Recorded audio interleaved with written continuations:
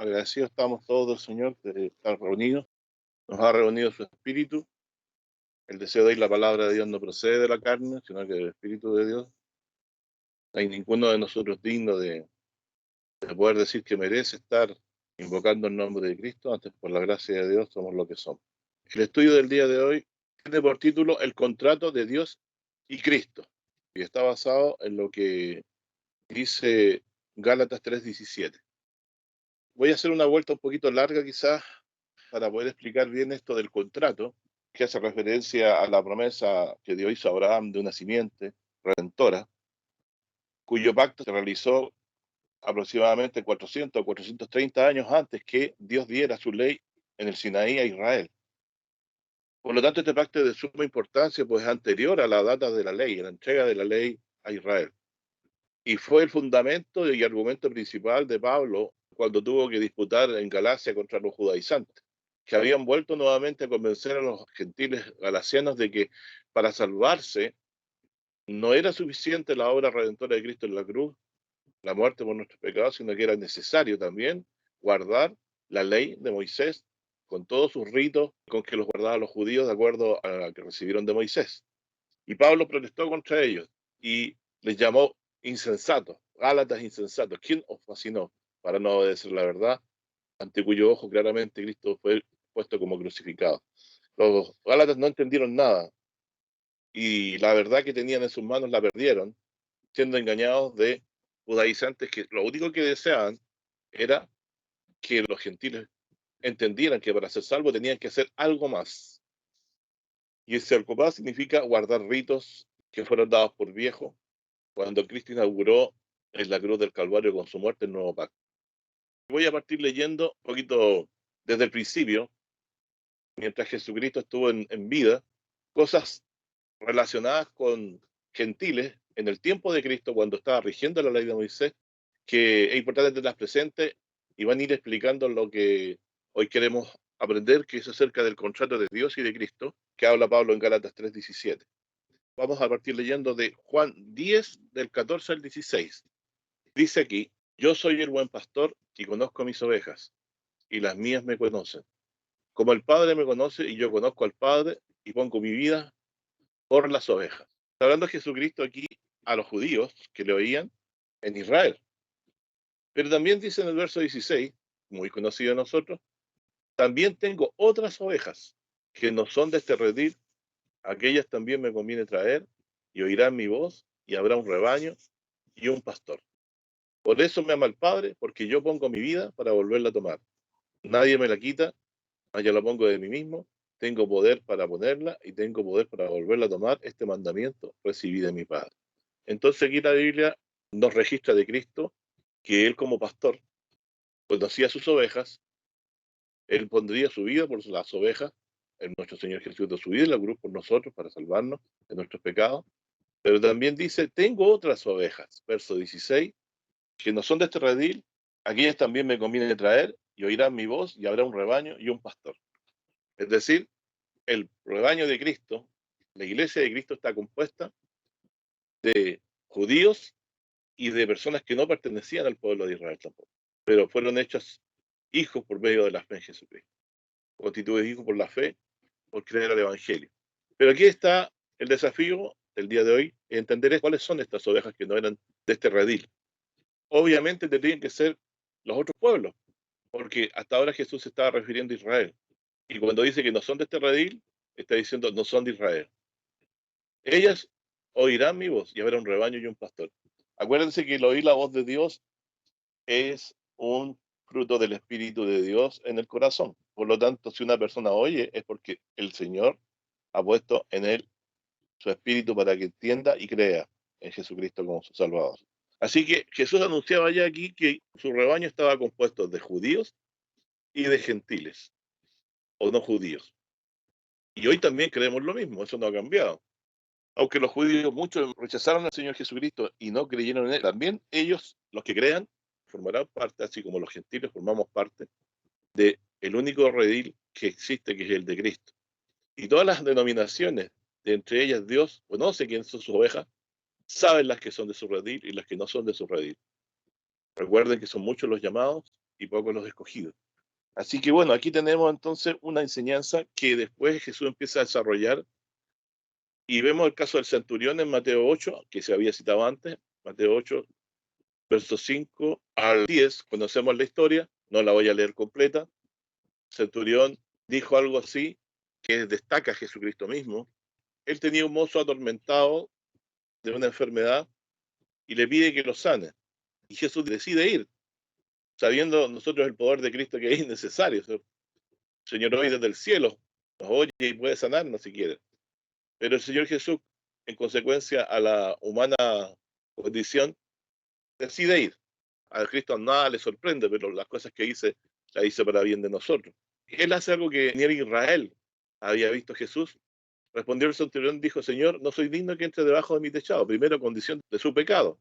No era como los judíos que se consideraban justos a sí mismos, sino que de alguna forma el Espíritu de Dios lo había convencido de que no era digno de que Cristo entrara debajo de su tejado. Estaba consciente de sus pecados. Más solamente di la palabra y mi mozo sanará. Porque también yo soy hombre bajo la potestad y tengo bajo mi soldado, y digo, este va y el otro ve y viene, y mi siervo hace esto y lo hace. Y oyendo Jesús se maravilló y dijo a los que le seguían: de cierto os digo que ni aun en Israel he hallado fe tan. Personas, y refiriéndose a este romano que viene del occidente, del origen del cual somos nosotros también, en comparación con Israel en ubicación geográfica. Y os digo que vendrán muchos del oriente y del occidente. Cómo me gusta este versículo. Es decir, también de China puede ser, de los países orientales. Vendrán muchos del occidente y del oriente, y se sentarán con Abraham, Isaac y Jacob en el reino de los cielos, es decir, en el día de la resurrección. Abraham, Isaac y Jacob, ellos esperan resurrección, y también nosotros juntamente con ellos estaremos en este reino. Más os digo que los hijos del reino serán echados a las tinieblas de afuera, y allí será el lloro y el crujir de dientes. Bueno, bastó solamente la palabra del Señor, como leemos después en el verso 13, y el mozo fue sano en ese mismo momento. Por lo tanto, aquí tenemos una cosa significativa. Como Jesús había dicho que habían ovejas que no eran de este redil, que él las iba a traer, aquí hay una excepción, ¿cierto?, a la regla. De hecho, a este centurión el Señor por misericordia le concedió lo que pedía, pero sí se dio cuenta que la fe que él tenía no la había hallado en Israel. Así que también Dios estaba en su corazón llamar a los gentiles, y esta excepción lo muestra. No era imposible que fuera un hijo de Dios, un creyente en Jesús como Salvador, un gentil, un romano, un centurión incluso, consciente de su indignidad, pero consciente de quién era Jesucristo, que era un hombre con potestad mucho mayor que la que él tenía. Y si él con esa poca potestad era obedecido con mayor razón, las enfermedades tenían que obedecer y tenían que salir. Ese es el concepto de potestad que él tenía, y hasta el día de hoy nos sigue enseñando. Voy a leer ahora en Marcos 7:25. Levantándose allí, se fue a los términos de Tiro y Sidón, y entrando en casa, quiso que nadie lo supiese, mas no pudo esconderse, porque una mujer cuya hija tenía un espíritu inmundo, luego que oyó de él, vino y se echó a sus pies. Y la mujer era griega, sirofenicia de nación, es decir, gentil, no judía, y le rogaba que echase fuera de su hija el demonio. A Jesús le dijo: deja primero hartarse a los hijos, porque no es bien tomar el pan de los hijos y echarlo a los perrillos. Es decir, ustedes entienden que puede haber sido muy doloroso para la mujer quizás lo que el Señor le dijo, que ella no era hija del pueblo de Dios, no era del pueblo de Dios, no pertenecía al pueblo de Dios, no le correspondía el pan que Dios le había traído, el pan de vida que había traído a Israel, dárselo a ella, porque no era el pueblo. Pero miren lo que dice el texto después. Recuerden este pasaje: deja primero hartarse los hijos, porque no es bien tomar el pan de los hijos y echarlo a los perrillos. Es decir, Jesús hizo una deferencia con ella. No le correspondía, pero la misericordia de Cristo y de nuestro Padre Celestial le concedió, por la fe con que lo pedía, confiando en el Señor Jesús, lo que ella pidió. Y respondió ella y le dijo: sí, Señor, pero aún los perrillos debajo de la mesa comen las migajas de los hijos. Esto siempre me hace llorar cuando lo leo, porque realmente ella se humilló en su corazón, esperando la misericordia de Dios, y se comparó con los perritos que comen migas bajo la mesa. de las migajas que caen de los hijos. Sin duda es duro la condición de un gentil en el tiempo en que nuestro Señor Jesucristo estaba. No era para ellos la bendición de oír a Cristo, no era para ellos la bendición, pero el Señor Jesús en su misericordia hizo excepciones por la fe de los que aquí manifestaron el deseo de ser ayudados del Señor. Entonces le dice, por esta palabra, ve, el demonio ha salido de tu hija. Y como fue a su casa, halló que el demonio había salido y a la hija echada sobre la cama. Bueno, aquí entonces este texto realmente no nos explica claramente. En el tiempo que Jesucristo predicó el Evangelio, Él no vino a hablarnos a nosotros, no vino a mostrar sus señales a los gentiles, sino que a su pueblo Israel. Y estos casos nos muestran también, sí, que Dios, debido a la fe excepcional que Dios le había concedido tener a este centurión y a esta mujer sirofenicias, les concedió lo que pedían. También nos encontramos este mismo relato, y me gusta leerlo dos veces porque tiene su beneficio. Mateo 15:21 dice, saliendo Jesús de allí, se fue a las partes de Tiro y Sidón, y he aquí una mujer cananea que había salido de aquellos términos, clamaba, diciéndole, Señor, hijo de David. Es decir, aquí se nos aclara aún más que esta mujer creía que Jesús era el Mesías, hijo de David. Ten misericordia de mí. Mi hija es malamente atormentada del demonio. Mas él no le respondió palabra. Entonces, llegándose sus discípulos, le rogaron diciendo, despáchala, pues da voz tras nosotros. Es decir, a pesar que Jesús no le respondió nada, ella le siguió gritando desde atrás que lo hiciera, ¿no? Que sanara a su hija. Y él respondiendo dijo, ¿no soy yo enviado a las ovejas perdidas de la casa de Israel? Entonces ella vino y le adoró diciendo, Señor, socórreme. Y él respondiendo le dijo, no es bien tomar el pan de los hijos y echarlo a los perrillos. Y ahí dice, Señor, mas los perrillos comen de las migajas que caen de las mesas de sus señores. Entonces Jesús dijo, oh mujer, grande es tu fe, sea hecha contigo como quieres. Y fue sana tu hija desde aquella hora. Cuando Dios concede fe en Jesucristo, hermano, las puertas del cielo se abren, aun cuando estuvieran restringidas respecto de esta bendición para los gentiles. El Señor, igual en su misericordia, como es grande en misericordia, sanó a esta niña, aun cuando no era tiempo y de predicar el evangelio a los gentiles, sino que solo a Israel. Mas el Señor hizo esta diferencia para que nosotros tuviésemos esperanza. En ese tiempo, si hubiésemos nacido, nos habríamos sentido visto excluidos. Y viendo a Israel con toda esta bendición de tener al mismo Señor Jesucristo, el Hijo de Dios, el Creador de todas las cosas, entre ellos, viniendo a predicarles la buena nueva y a salvarlos para dar su vida. Pero sí después nos enteramos de que Él no vino a morir solamente por su pueblo, sino también por todo el mundo. Como dice la Escritura, de tal manera amó Dios al mundo que ha dado su Hijo unigénito, para que todo aquel que en Él cree no se pierda, mas tenga vida eterna. Seguimos leyendo otro pasaje más, y aquí nos encontramos con la mujer samaritana. Juan 4, verso 16, dice, Jesús le dice, ve y llama a tu marido y ven acá. Respondió la mujer y dijo, yo no tengo marido. Dícele Jesús, bien has dicho, no tengo marido. Porque 5 maridos has tenido y el que ahora tienes no es tu marido. Esto has dicho con verdad. Dice la mujer, Señor, paréceme que tú eres profeta. Nuestros padres adoraron en este monte. Y vosotros decís que Jerusalén es el lugar donde es necesario adorar. Esta mujer tenía una duda, ¿no? Ellos como samaritanos tienen un monte, que no es el de donde adoran a Dios. Y la duda era si en ese lugar o en Jerusalén. Y Jesús, de inmediato, la claridad celestial de lo que él dice. Mujer, créeme, que la hora viene cuando ni en este monte ni en Jerusalén adoraréis al Padre. Es decir, no tiene relevancia ya el templo de Israel antiguo, ni también el monte donde pensaban los samaritanos que era el lugar que había que adorar. Dice, vosotros adoráis lo que no sabéis, nosotros adoramos lo que sabemos, porque la salvación viene de los judíos. Es decir, también es para el mundo, pero viene a través de los judíos. Ese es el propósito que nosotros entendamos hoy aquí. No exclusivamente a los judíos, sino que a través de los judíos, porque Dios se les reveló a su patriarca Abraham. Vamos a verlo eso más adelante. Pues la hora viene, y ahora es cuando los verdaderos adoradores adorarán al Padre en espíritu y en verdad, porque también el Padre, tales adoradores, busca que le adoren. O sea, para adorar a Dios no es necesario ir al monte que adora a los samaritanos o al monte de Sión, donde hoy el templo está destruido, sino que hay que adorar a Dios en espíritu, o sea, en nuestro corazón, en nuestra mente y a través de la verdad. Dios es espíritu y los que le adoran en espíritu en vez de verdad y es necesario que le adoren. Nosotros adoramos a Dios en espíritu, en nuestro corazón, guiados del Espíritu Santo, por eso es que la primera frase que aparece con espíritu, de esa forma le adoramos porque Él nos ha convencido, el Espíritu de Dios, de pecado, de justicia y de juicio. Y en nuestro espíritu le hemos llegado a amar y a creer por obra de este mismo Espíritu Santo.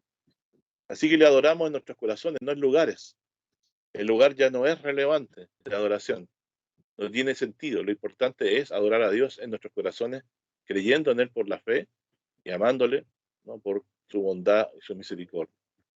Verso 25 dice, la mujer, sé que el Mesías ha de venir, el cual se dice el Cristo. Cuando Él viniere nos declarará todas las cosas. Dícele Jesús, yo soy el que hablo contigo. Vemos claramente que lo que es relevante y lo que importa es que Jesús dice aquí, créeme mujer, verso 21, que la hora viene cuando ni en este monte ni en Jerusalén adoraréis al Padre. Es decir, ya no es relevante el lugar de adoración. Mucha gente, incluso su iglesia local, siente que es de importancia para adorar a Dios. El lugar de reunión cumple una función muy buena, de que no nos mojemos y que no nos resfriemos y que estemos cómodos adentro para escuchar la palabra de Dios. Pero no es el lugar, hermano, como todos nosotros sabemos, sino que nuestro Dios, que es espíritu, debe ser adorado en espíritu y en verdad. Y para eso no es estrictamente necesario un lugar. Si las situaciones así lo requieren, podemos decir que nosotros adoramos a Dios no solo en el templo, donde nos reunimos, sino en nuestros corazones, estando en la casa, caminando, al estar trabajando, nuestros pensamientos se dirigen a Él. Nosotros le adoramos en nuestro espíritu, guiados por el Espíritu Santo, manteniéndonos en la verdad. Por lo tanto, ese es el sentir que tienen las ovejas que son del redil de Dios y que también son, de hecho, los gentiles, por una parte del pueblo de Dios. También recordemos el caso singular de los sabios de Oriente. Cómo Dios se les reveló en sus corazones para que hubieran el deseo de ir a ver al Señor Jesús desde el Oriente, viajar hasta Belén. Mateo 2, del 1 en adelante, dice, como fue nacido Jesús en Belén, de Judea, en los días del rey Herodes, aquí, unos magos que vinieron del Oriente, acuérdense, vendrán del Oriente y del Occidente, a Jerusalén, diciendo, ¿dónde está el rey de los judíos que ha nacido? Porque su estrella hemos visto en el Oriente y venimos a adorarle. Y oyendo esto, el rey Herodes se turbó y toda Jerusalén con él. Dice, y convocados todos los príncipes de los sacerdotes y los escribas del pueblo, les preguntó dónde había de nacer el Cristo.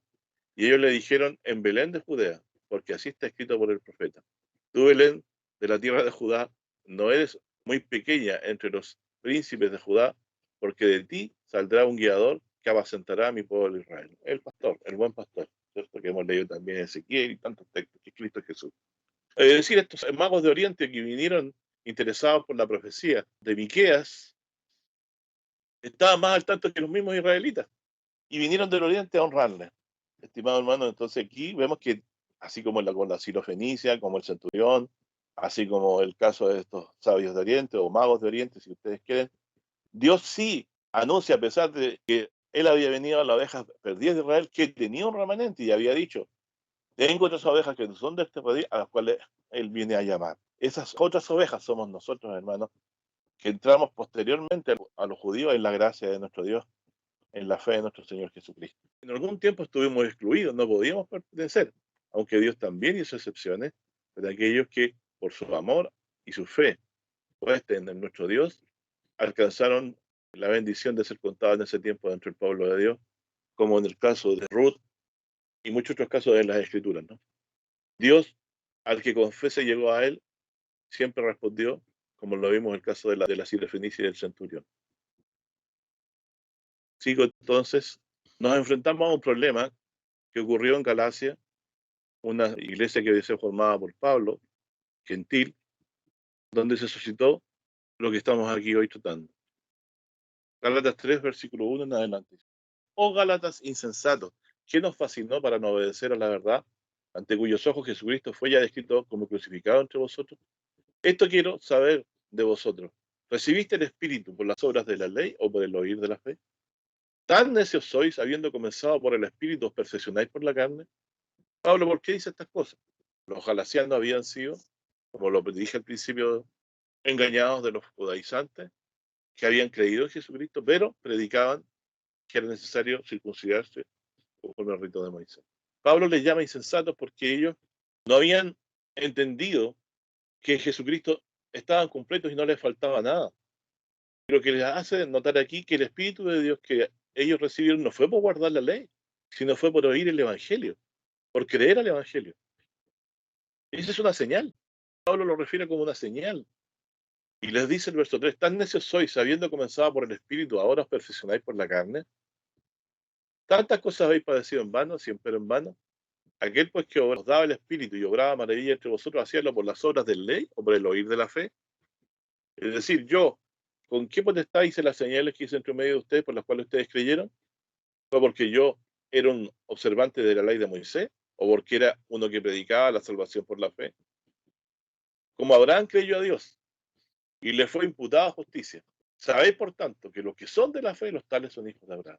Está llamando a los gentiles a ser hijos de Abraham por medio de la fe que él tuvo en una promesa que Dios le hizo, lo cual pasa a llamar posteriormente, más adelante, un contrato que Dios anticipadamente, antes de la data de la ley, establece que la salvación sería a través de la simiente de Abraham, la cual es Cristo, sabemos. Y aquí Pablo lo explica también y dice, verso 6, releo, como Abraham creyó a Dios y le fue imputado justicia. Sabéis, por tanto, que los que son de la fe, los tales son hijos de Abraham. Y viendo ante la escritura que Dios por la fe habría de justificar a los gentiles, evangelizó.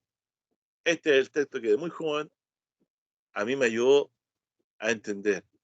Evangelizó antes a Abraham diciendo, en ti serán benditas todas las naciones. Es decir, cuando Dios prometió que en la simiente de él Dios bendeciría a las naciones, estaba evangelizando, estaba hablando del perdón de los pecados. Esa es la buena nueva.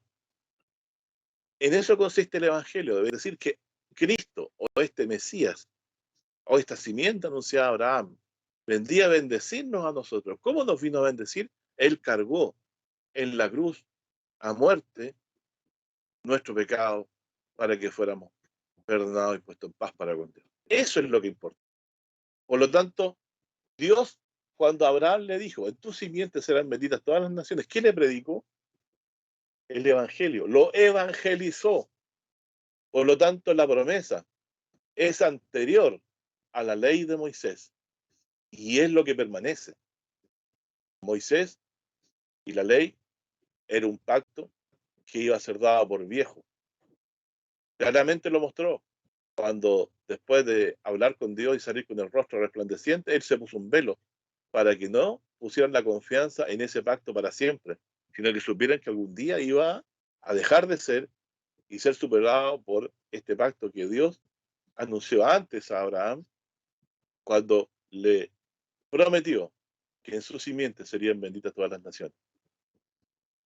Verso 9 dice, luego los de la fe son benditos con el creyente Abraham. Es decir, los verdaderos hijos de Abraham no son los que nacen de la descendencia física del patriarca, sino son los que siguen las pisadas de la fe de Abraham antes de ser circuncidados. Que la salvación es solamente por la fe en esta simiente, que es Cristo. Dice, luego los de la fe son benditos con el creyente Abraham. Es decir, la bendición que tienes tú y yo es el perdón de todos nuestros pecados por haber creído, por la gracia de Dios, por el don del Espíritu Santo, que Jesús murió por nosotros. Por lo tanto, ya no estamos bajo el pacto de Moisés y aquí no obedecimos a Jesús. Y volverse a los ritos de la ley de Moisés es vaciarse otra vez de Cristo. Es decir, o tú confías en la promesa que Dios hizo a Abraham o te sujetas a la ley de Moisés. Pero no puedes hacer ambas cosas que lo que estaban haciendo los galasianos. Si tú te sujetas a la ley de Moisés porque ignoras que hay un nuevo pacto, es entendible, hasta que Dios te abra el entendimiento. Pero si tú crees que puedes mezclar ambas cosas, la fe en Jesús más la confianza en la ley, estás haciendo vano el Evangelio. En la muerte de Cristo en la cruz, hemos alcanzado justicia delante de Dios y paz para con Dios y hemos sido benditos con esta redención. Y somos los bendecidos con la salvación. Verso 9, luego los de la fe son benditos con el creyente Abraham. Verso 10, porque todos los que son de las obras de la ley están bajo maldición. Todos los que confían en la observancia de la ley de Moisés están bajo maldición. Porque escrito está: maldito todo aquel que no permaneciere en todas las cosas que están escritas en el libro de la ley para hacerlo. Más cuanto por la ley ninguno se justifica. ¿Por qué no se justifica ninguno? Porque no hay justo ni aun uno. Más cuanto por la ley ninguno se justifica, para con Dios queda manifiesto que el justo por la fe vivirá. Por lo tanto, ninguna persona puede permanecer delante de la ley justo si no vive perfectamente, sin faltar en nada. Porque dice, está escrito: maldito todo aquel que no permaneciera en todas las cosas escritas en el libro de la ley para hacer. Más por cuanto por la ley ninguno se justifica para con Dios, es evidente, porque no hay ninguno que haya podido alcanzar esta perfección, queda manifiesto que el justo por la fe vivirá. Es decir, por creer que Cristo nos bendijo en la cruz al morir por nuestros pecados. Jehová cargó en él el pecado de todos nosotros, como dice Isaías 53. La ley también no es de fe, sino que el hombre que los hiciere vivirá por ello. ¿Qué es lo que dice Pablo respecto a la ley? Que la ley no tiene nada que ver con creer, sino con hacer. La ley no es de fe. El hombre que los hiciere, dice respecto a los mandamientos, vivirá en ellos. Es decir, tú puedes alcanzar vida ante la ley si no fallas en ningún punto. Verso 13 dice: Cristo nos redimió de la maldición de la ley, hecho por nosotros maldición, porque está escrito: maldito cualquiera que es colgado en el madero. Para que la bendición de Abraham, o sea que decían, tu simiente serán benditas todas las familias de la tierra, fuese sobre los gentiles en Cristo Jesús, para que por la fe recibamos la promesa del Espíritu. Hermano, ¿cómo sabes tú que has creído en Jesucristo? Porque estás creyendo, y eso es un don del Espíritu Santo, cuando has recibido el Espíritu de Dios. Como dice también Pablo en Corintios, nadie puede llamar a Jesús Señor si no es por el Espíritu Santo. Hermanos, hablo como hombre, aunque un pacto sea de hombre, con todo, siendo confirmado, nadie lo cancela ni le añade. Aquí habla de un pacto. Luego dice: Abraham fueron hechas las promesas y a su simiente. Cuando dice en Génesis, en tu simiente se le han vendido las familias de la tierra. No dice, y a las simientes como de muchos, sino como de uno. Y a tu simiente, la cual es Cristo. Es decir, Dios hizo pacto no con Abraham, sino con uno, que es Cristo. Es en él en quien prometió la bendición al mundo. En tu simiente, de uno. No estaba hablando de un pueblo, como muchos de los judíos creen que ellos son la bendición del mundo, ellos son la salvación del mundo, así prácticamente creen los judíos. No, habla de uno, y a tu simiente, la cual es Cristo. Verso 17, llegamos al versículo que da origen al estudio de hoy. Esto pues digo, que el contrato confirmado de Dios para con Cristo, la ley que fue hecha 430 años después. Recuerdan que en Génesis 15 pasa esto, y lo vamos a ir a citar después. Luego, 430 años después, recuerdo lo que pasó con el pueblo de Israel, vino a dar a Egipto, cuando entró el patriarca, por el tema del hambre, quedaron ahí y fueron hechos cautivos por más de 400 años, hasta que Dios les envió a Moisés.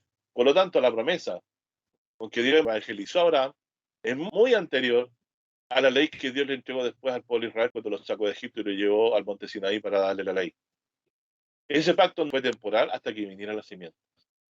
Pero muchos quedaron detenidos hasta el día de hoy, de los judíos, pensando que ese pacto es eterno y no iba a ser dado por viejo. Y ese es el problema que tenemos hoy con ellos. Ellos no creen que la bendición de Abraham es la que permanece, es el pacto que queda, y el que da por viejo al que ellos tienen, el que fue dado en Horeb. Y fue lo que confundió a los galacianos de parte de los judaizantes, que les decía: es necesario circuncidarse para ser salvo, que era el rito por el cual era incorporado alguien a Israel como un pueblo. Pablo habla de una circuncisión del corazón, que es la fe. Dice entonces, verso 15: hermano, hablo como hombre, aunque un pacto sea hombre, con todos siendo confirmado, nadie lo cancela o le añade. A Abraham fueron hechas las promesas, cuando dice: en tu simiente serán benditas las familias de la tierra. Y no dice, y a las simientes como de muchos, sino como uno, y tu simiente, la cual es Cristo.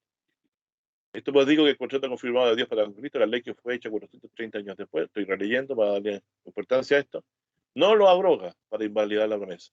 Porque la herencia es por la ley, ya no es por la promesa.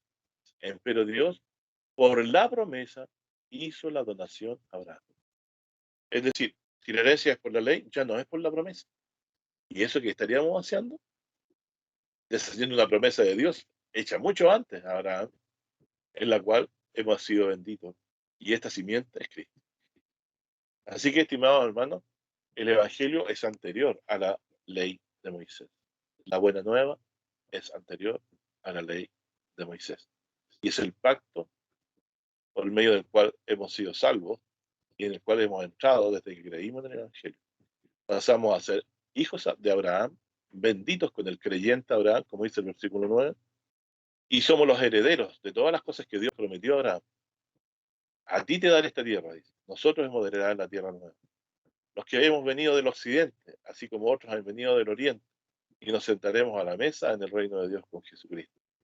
Entonces, mi estimado hermano, todo esto ahora lo entendemos, ¿no?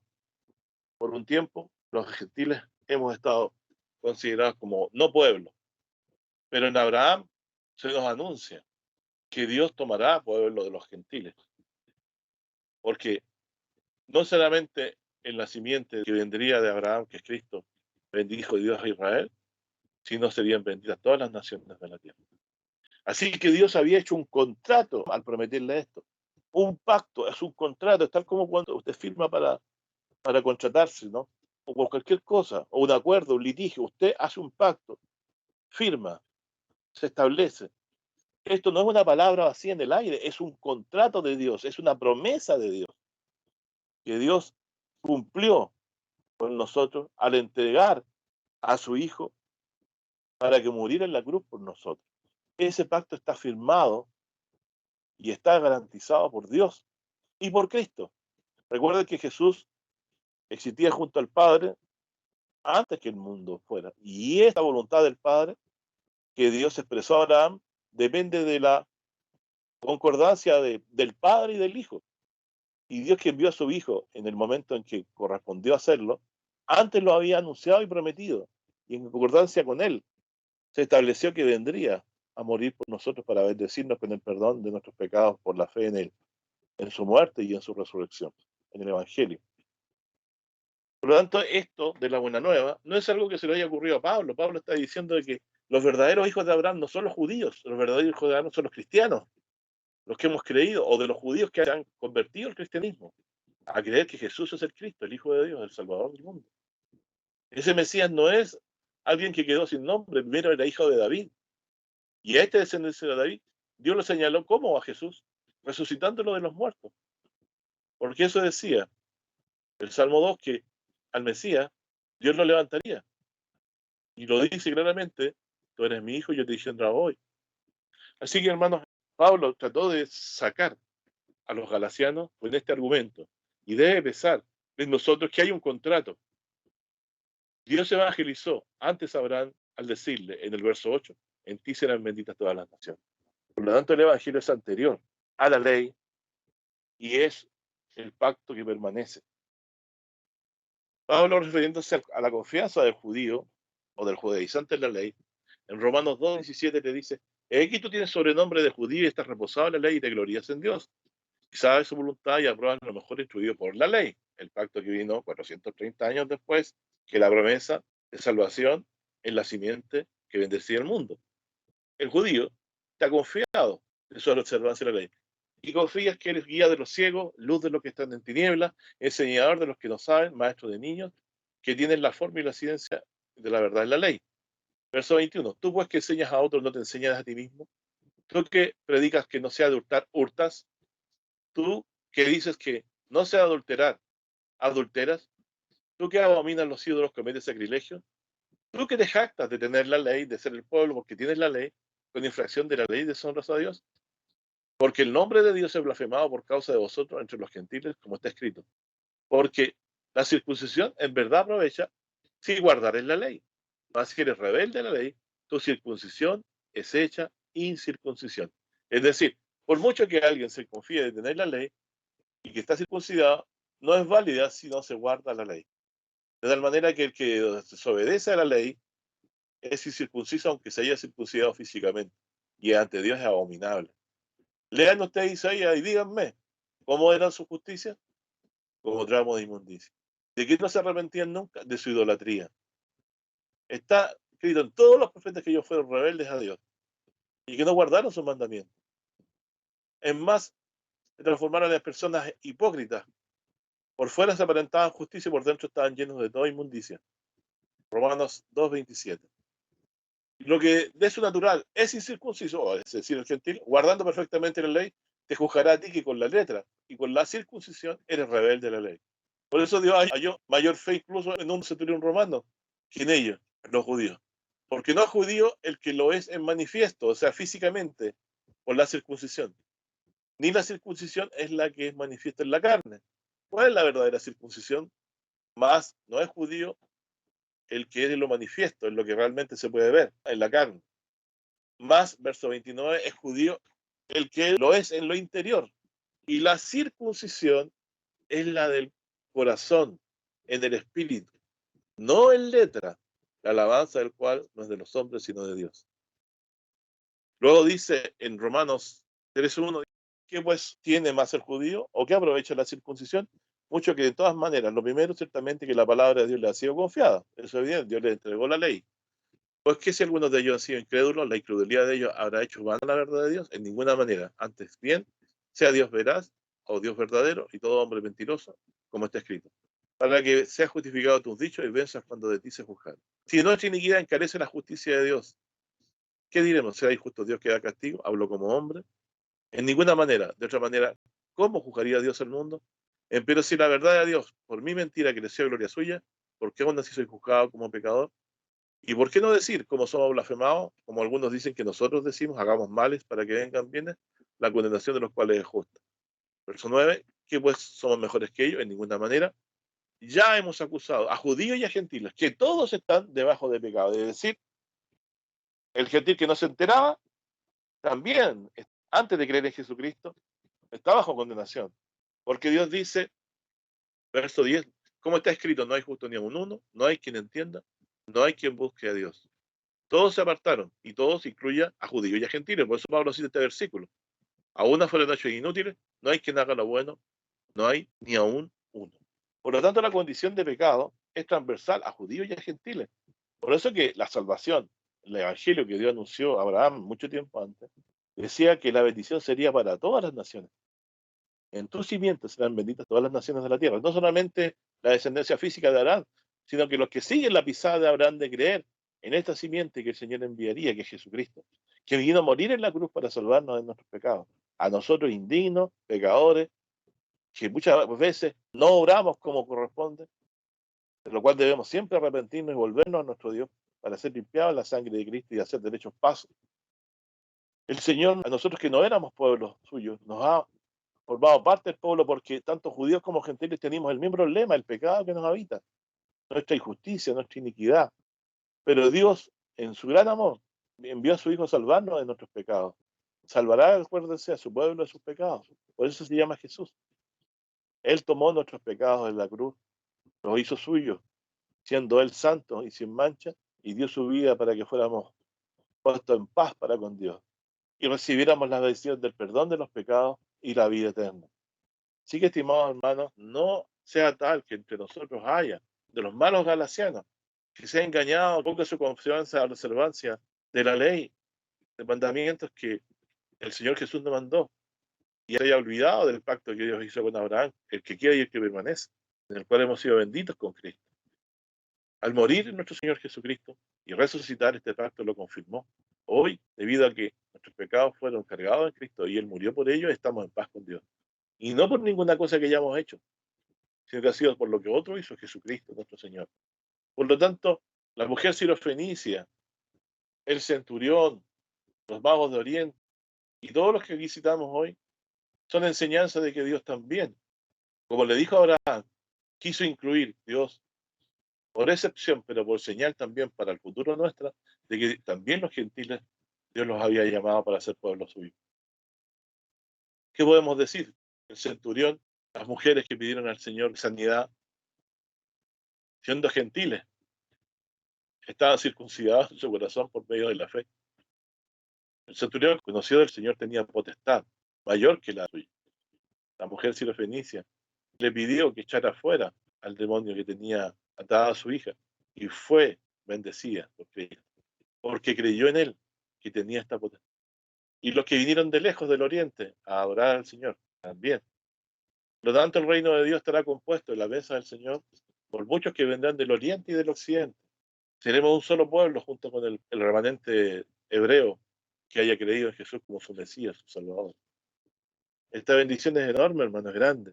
Somos aquellas otras ovejas del otro redil, acá el Señor Jesús ha llamado, para formar un redil bajo un solo pastor que es Cristo. Así que las iglesias en general debían entender de una vez de que los que predican no somos pastores, somos pastorcillos, pequeños ayudantes que Dios ha querido tener, porque no, Jesús no los necesita ninguno de nosotros.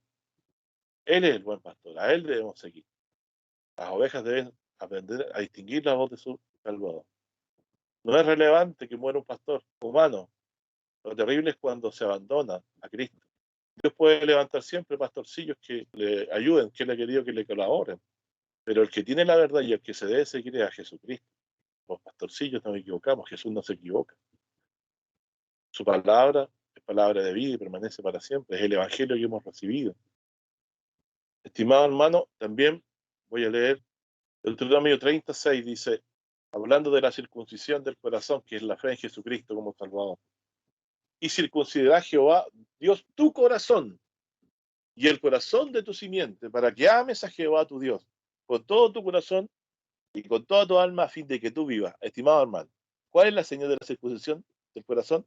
En que tú amas a Dios. ¿Y por qué tú amas a Dios? Porque Él te amó primero y envió a su Hijo en propiciación por los pecados. Por lo tanto, si tú amas a Dios por causa de Cristo, tú estás circuncidado en tu corazón por el Espíritu de Dios a través de la fe y vas a heredar la vida eterna. Es decir, el verdadero israelita es el que ama a Dios por causa de que envió a Jesucristo para salvar. Dice Colosenses 2:8 en adelante, mirad que ninguno se engañe con filosofía y buena sutileza, según las tradiciones de los hombres, las ideas judaizantes y cualquier otra que se oponga a la fe de Cristo, conforme a los elementos del mundo y no según Cristo. Porque en Él habita la plenitud de la divinidad corporalmente, en Él estáis cumplidos, en el cual es la cabeza de todo principado de potestad. O sea, por lo tanto, no hay que aceptar ningún aditivo al Evangelio, ninguna cosa más que pueda faltar, porque estamos completos en Él. Es la cabeza de todo principado de potestad. Y en Él tenemos vida eterna, Él tiene vida en sí mismo, Dios le ha dado que tenga vida en sí mismo, como dice el capítulo 5 de Juan. Y además, habíamos leído antes que la circuncisión del corazón que Dios daba era para que la amáramos, dice, verso 11, en el cual también sois circuncidados de la circuncisión no hecha con manos, con el despojamiento del cuerpo de los pecados de la carne en la circuncisión de Cristo. ¿Cómo es esta circuncisión del corazón? Sepultado juntamente con Él en el bautismo, en el cual también resucitaste con Él por la fe de la operación de Dios que levantó a los muertos. Te quiero decir, hermano, que Dios ha circuncidado tu corazón, te ha dado a entender el amor de Cristo para que tú creas en Él, que Él te salvó. Y tú has recibido esa circuncisión al creer en Él y también a través del bautismo. Porque tú, al creer en Él, eres muerto con Él. Eres considerado muerto en los pecados, por eso es que eres justificado. Porque tú moriste en Cristo cuando Él murió en la cruz para pagar nuestros pecados. Así que estamos ya circuncidados en el corazón. Y la señal de esta circuncisión del corazón es el bautismo que hemos confesado, que hemos creído que Cristo murió por nosotros. Por lo tanto, para Dios estamos muertos al pecado, pero vivos a Él para recibir en el día posterior la promesa de vida eterna a través de la resurrección. Verso 13 dice, a vosotros estando muertos en los pecados y en la institución de vuestra carne os vivificó juntamente con Él, perdonándoos todos los pecados. Es decir, todo aquel que ha creído en Jesús está circuncidado, es considerado muerto con Cristo en el bautismo, y la vida que se recibe posteriormente es por medio del perdón de todos los pecados que hemos recibido a causa de haber creído que Cristo murió por nosotros. Y luego dice, rayendo la cédula de los ritos, que nos es la contraria, que la contra nosotros, quitándola de en medio y clavándola en la cruz. Ahora entonces, mi hermano, cuando en la cruz el Señor cargó todos los pecados del mundo, dio inicio al nuevo pacto para que fuera abiertas las puertas de salvación a los gentiles también. Y ahora la circuncisión, todo la llevamos en nuestro corazón. Y se manifiesta en el amor que le tenemos a Jesucristo. Porque en Él, en su muerte, hemos sido circuncidados al creer que Él murió por nosotros. La inmundicia de nuestros pecados han sido limpiados con la sangre preciosa de nuestro Señor Jesucristo y nos ha presentado en paz delante de Él. Cuando morimos con Cristo, en el bautismo, fuimos circuncidados. Nuestro viejo hombre fue crucificado con Él para que el cuerpo del pecado sea deshecho. Y ahora, aun cuando batallamos con Él, sabemos que ya está vencido y está crucificado. Solo resta que esto se extinga el día en que el Señor Jesús transforme este cuerpo mortal en uno incorruptible, por el poder de su Hijo Jesucristo. Así que, hermanos, no tenemos que poner ninguna confianza en leyes y mandamientos antiguos que el Señor Jesús ha dado por viejo.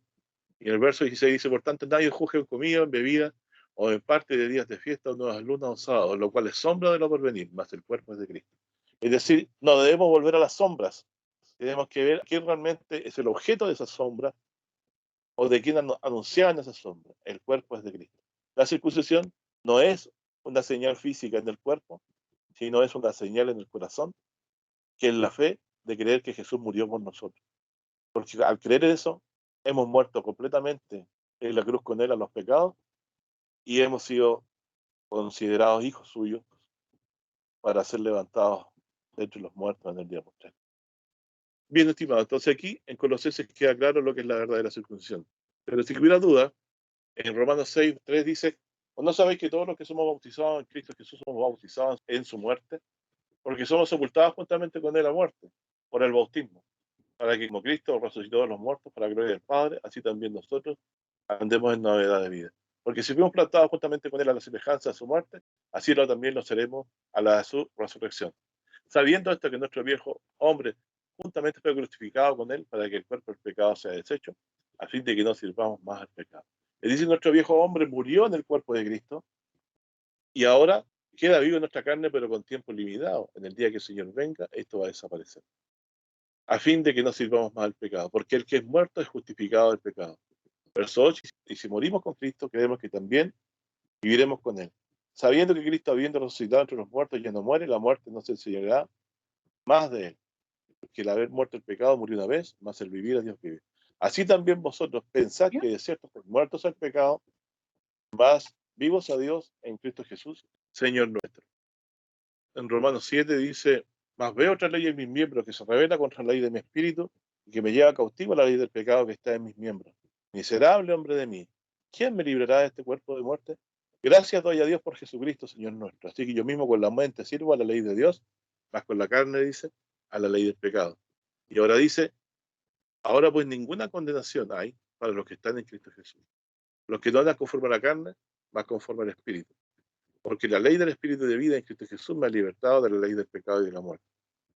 Porque lo que era imposible a la ley por cuanto era ley por la carne, Dios enviando a su Hijo en semejanza de carne de pecado, y a causa del pecado, condenó al pecado en la carne suya, para que la justicia de la ley fuese cumplida en nosotros, que andamos conforme a la carne, más conforme al Espíritu. Porque los que viven conforme a la carne, de las cosas que son de la carne se ocupan, más los que conforme al Espíritu, de las cosas del Espíritu. 6 dice, porque la intención de la carne es muerte, más la intención del Espíritu vida y paz. Cuanto la intención de la carne es enemistad contra Dios, porque no se sujeta a la ley de Dios ni tampoco puede.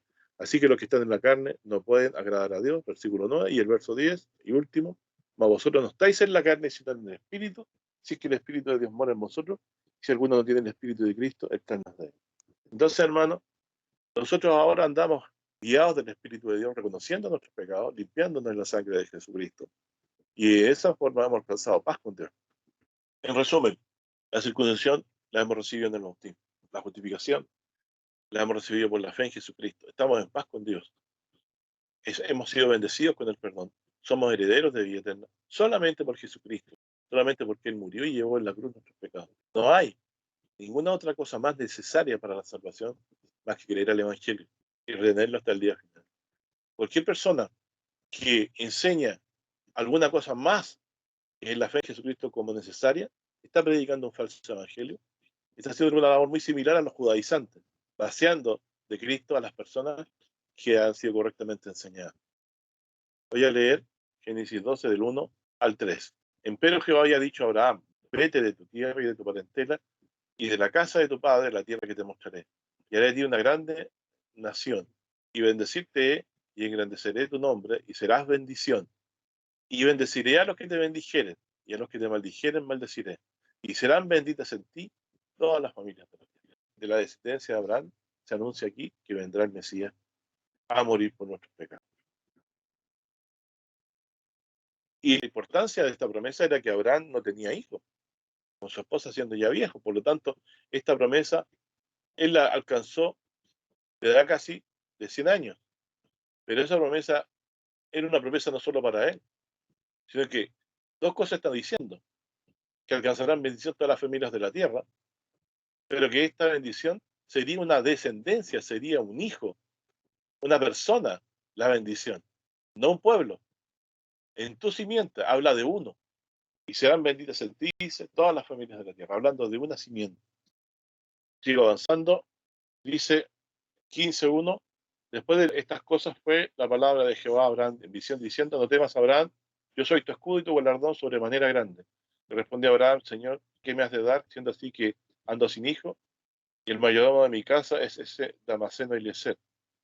Y dijo más Abraham: mira que no me has dado prole, y he aquí que mi heredero, uno nacido en mi casa. Luego la palabra de Jehová fue a él diciendo: no te heredará este, sino el que saldrá de tus entrañas será el que te herede. Sacóla afuera y díjole: mira ahora los cielos y cuenta las estrellas, si las puedes contar. Y él le dijo: así será tu simiente. Es decir, primero le dijo: en tu simiente serán benditas las familias de la tierra, y que de su descendencia, que vendría de esa simiente, serían tan numerosas como las estrellas del cielo, que no se pueden contar.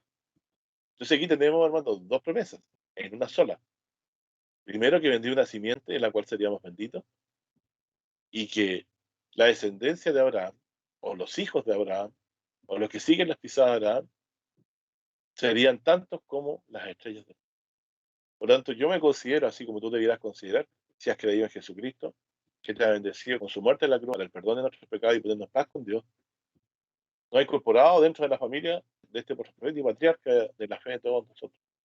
Somos descendencia de Abraham por la fe, porque hemos seguido las pisadas de la fe al creer en Jesucristo, la simiente, con la cual Dios hizo contrato con él, mucho antes de que fuera a dar la ley en el Sinaí. Y recuerde esto que dice Pablo 400 años después, está citado en el mismo capítulo de Génesis 15, versos 13 y 14. Entonces dijo a Abraham, nuestro Dios: ten por cierto que tu simiente será peregrina en tierra no suya, y servirán a los de allí, y serán por ellos afligidos 400 años. Mas también a la gente a quien le servirán juzgaré yo, y después de esto saldrán con grandes riquezas. Es decir, también le habla, ¿no?, que iban a pasar 400 años de cautividad para su pueblo, y que el Señor después los visitaría.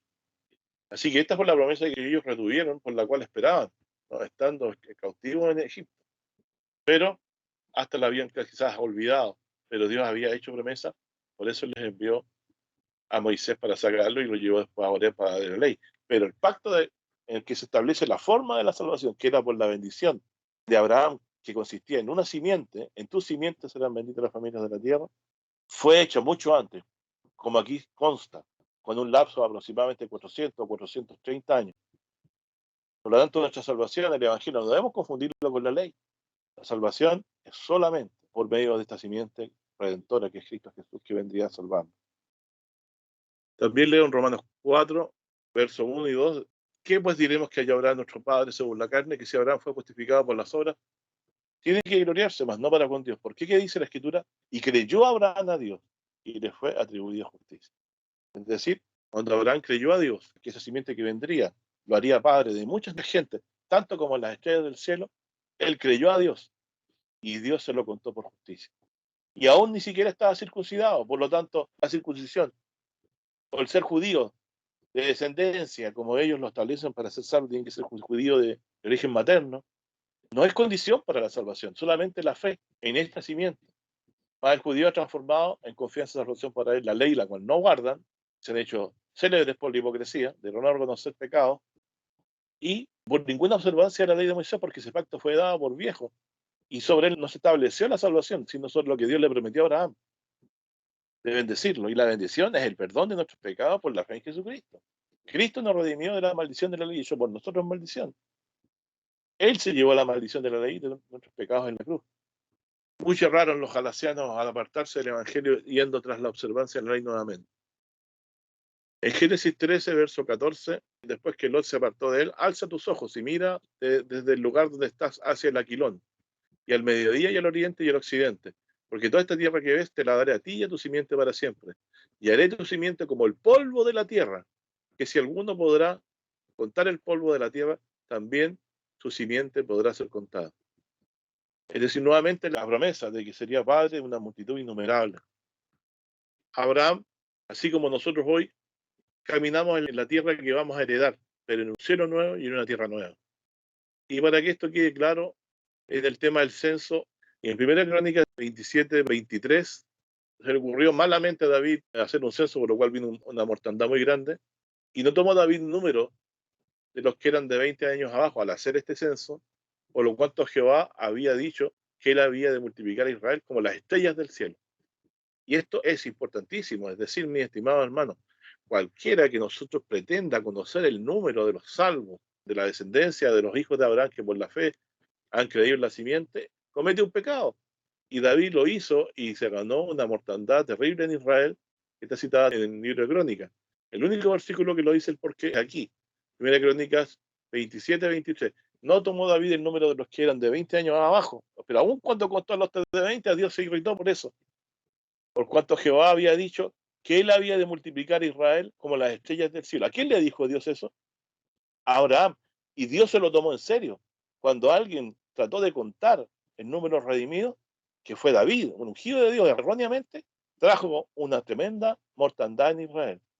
Y también dice Joab, hijo de Sarvia, que era uno de los que estaba bajo la autoridad de David, general, dice Joab, hijo de Sarvia, había comenzado a contar, mas no acabó, pues por esto vino la ira sobre Israel, y así el número no fue puesto en el registro de las crónicas del rey de Israel. Hay algo que no quedó registrado por temor a la promesa que Dios hizo a Abraham, que no se podía contar, era una maldad, un pecado contar, o dudar de Dios, contar a Israel o al pueblo de Dios, si alguien lo quisiera hacer, de judíos y gentiles, ¿cuánto vamos a hacer? Es un pecado hacerlo. Y le costó un castigo, porque Dios ha prometido a Abraham que serían los salvos como las estrellas del cielo en número. Así que, mi hermano, cuando Jesús decía que los cielos cuentan la gloria de Dios, tenía mucha razón, porque el número de las estrellas señala la cantidad de los que han de ser salvos por causa de la fe en Jesucristo. Todas las noches que salga y hay un cielo estrellado hermoso, acuérdate de esta promesa, que tú formas parte de esas estrellas en los cielos en sentido figurado, que ellas prefiguran que somos hijos de Dios por la fe en Cristo, por haber seguido las pisadas de Abraham, por estar unidos a Dios por medio de este contrato que Dios confirmó con Abraham para con nosotros y todo el mundo, de los que seríamos benditos con la simiente de Abraham. Salmo 72, verso 1 en adelante dice: Oh Dios, da tus juicios al rey y tu justicia al hijo del rey. Él juzgará a tu pueblo con justicia y a tus afligidos con juicio. Los montes llevarán paz al pueblo y a los collados justicia. Juzgará a los afligidos del pueblo, salvará a los hijos del menesteroso, quebrantará al violento. Temerte han mientras dure el sol y la luna. Es decir, está hablando de alguien que va a gobernar para siempre. Por generación de generaciones. Descenderá como la lluvia sobre la hierba cortada, como el rocío que destila la tierra. Florecerá su día justicia y muchedumbre de paz. Jesucristo es el príncipe de paz. Hasta que no haya luna, es decir, va a gobernar hasta que no exista la luna, es decir, para siempre. Dominará de mar a mar, cosa que ni David logró, y desde el río hasta los cabos de la tierra. ¿Quién es el Rey de Reyes y Señores de Señores? ¿Quién va a reinar sobre todos los reyes de la tierra? Nuestro Señor Jesucristo, que murió en la cruz por nuestros pecados. Y viene a establecer un reino eterno, cuando vengan las nubes del cielo. Y ahí veremos la importancia de habernos confiado de la justicia de Cristo, que es solo por la fe en esta simiente. Dice: delante de él se mostrarán los etíopes y sus enemigos lamerán la tierra. Los reyes de Tarsis y de las islas traerán presentes. Los reyes de Sheba y de Seba ofrecerán dones, y arrodillarse han a él todos los reyes. Por eso es que Jesucristo viene vestido en vestiduras manchadas en sangre y con el nombre Rey de Reyes y Señores de Señores. Y arrodillarse ante él todos los reyes. Le servirán todas las gentes. No le pasó Salomón, este es para Cristo. Porque él librará al menesteroso que clamare y al afligido que no tuviere quien le socorra. Tendrá misericordia del pobre y del menesteroso. Salvará las almas de los pobres. Y sé que este salmo lo conocen. Dice: de engaño y de violencia redimirá sus almas, y la sangre de ellos será preciosa en sus ojos. Vivirás y daráse el oro de Seba, y oraráse por él continuamente, todos los días se le bendecirá. Será hecho un puño de grano en tierra, en las cumbres de los montes su fruto hará ruido como el Líbano. Y los de la ciudad florecerán como la hierba de la tierra. Será su nombre para siempre. perpetuaráse su nombre mientras el sol dure, y benditas serán en él todas las gentes. Llamarlos a bienaventurados, bendito Jehová Dios, el Dios de Israel, que solo hace maravilla. Y bendito su nombre, glorioso para siempre, y toda la tierra sea llena de su gloria. Amén. Es decir, estimado hermano, Jesucristo es bendición porque en él tenemos, por medio de su muerte, el perdón de nuestros pecados y que seamos declarados hijos de Dios. Y también en que él mismo va a ser nuestro rey y nos va a gobernar para siempre. Y no permitirá que sus ovejas sean nuevamente maltratadas. Antes nos guiará siempre y para siempre junto a nosotros a fuente de vivas aguas. Que Dios les bendiga, mis hermanos, que su misericordia hoy día esté con nosotros, haciéndonos gozar en que hemos creído en la promesa firme en aquel contrato que Dios hizo con Abraham, cuando le prometió que sus simientes serían benditas todas las familias de la tierra. Y esa simiente es Cristo. Cuando creemos en Cristo como nuestro Salvador y confiamos que con su muerte y su resurrección estamos en paz con Dios y no nos falta nada, hemos seguido las pisadas de Abraham y las seguimos en adelante para alcanzar aquel día en que podamos encontrarnos en agradecimiento a este gran Rey de Reyes, Señor de Señores, que vendrá a gobernarnos en alegría y felicidad para siempre y paz eterna aquel día que regrese en las nubes del cielo. Dios les bendiga, mi hermano, y los acompañe siempre. Amén.